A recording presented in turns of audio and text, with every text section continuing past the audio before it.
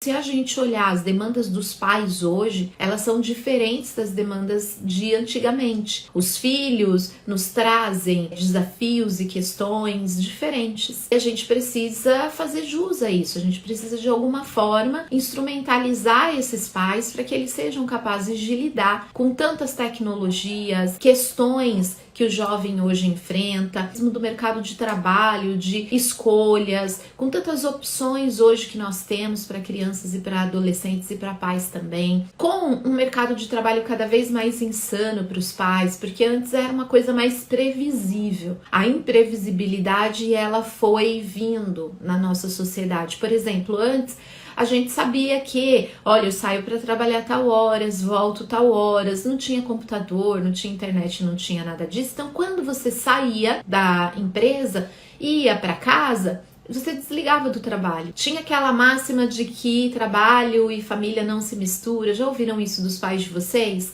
Né? E quando eu saio da minha empresa, eu deixo os meus problemas profissionais lá, questões da empresa eu cuido na empresa, questões da casa eu cuido na casa.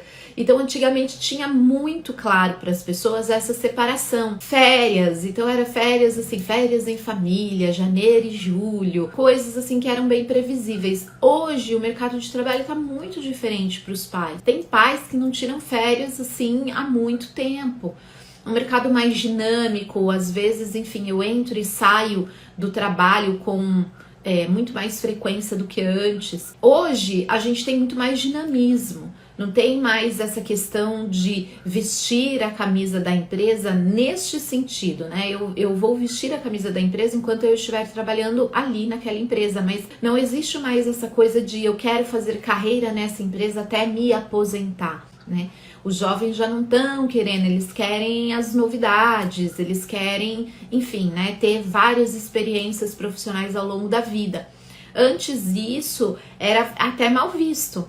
Quando você pegava a carteira profissional, não sei quem passou por isso, né? Mas quando você pegava a carteira profissional, até na minha época de gerência, tá, gente? Assim, quando eu pegava a carteira profissional de alguém e via, nossa, só ficou 6 meses num lugar, só ficou 1 ano num lugar, só ficou...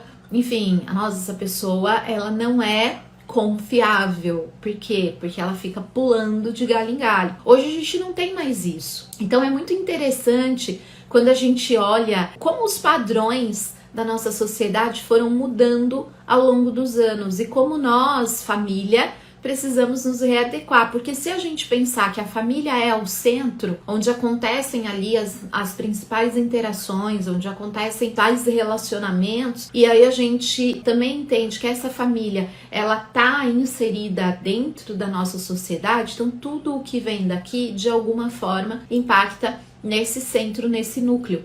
E é aí que o educador parental entra, para entender essa nova realidade e ajudar os pais a educarem dentro dessa nova realidade, onde a família, ela deixou ter um papel único, né? No sentido de, aqui antigamente era pai que provê, mãe que fica em casa cuidando dos filhos, só estudar. A gente precisa considerar, falo bastante nas aulas, né, da formação completa expert sobre a importância do contexto. Na verdade, eu dou muita importância para o contexto, porque quando a gente desconsidera o contexto, a gente perde a história. Diante da sociedade, como que a gente chegou até onde a gente chegou? Existia um contexto, existiram mudanças importantes que fizeram a profissão educador parental surgir com força. E ela não desmerece as outras. Nesse mesmo contexto, nós continuamos tendo muitas famílias que precisam de apoio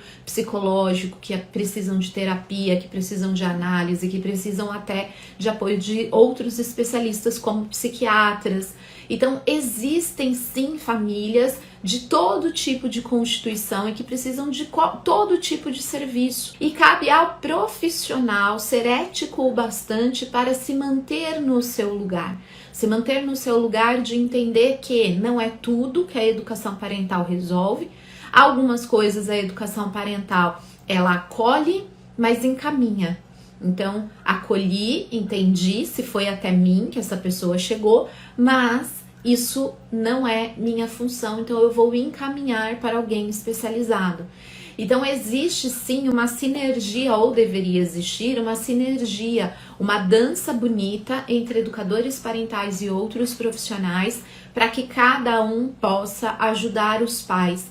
Então eu vejo muito essa questão como um grande modelo interdisciplinar mesmo, onde cada profissional vai estar fazendo a sua parte em prol dessa família que tanto precisa. Então a educação parental, hoje a gente vive num mundo mais acelerado, as pessoas querem respostas mais rápidas, querem respostas, não necessariamente quem, enfim, né, sabe da metodologia da Parent sabe que não, a gente não necessariamente dá as respostas, mas eu digo, as pessoas querem entender o que acontece com a família delas de uma forma mais rápida. Esse é o papel da educação parental, trabalhar as estruturas, trabalhar as famílias, para que elas entendam exatamente como esse mundo pós-moderno funciona hoje e como elas podem educar, não através de um modelo externo, de um modelo que elas estão pegando lá, enfim, né, de revistas, de filmes, de referências, porque elas não dão conta de ter o próprio modelo interno familiar. Mas sim, mostrarmos para essas famílias que podem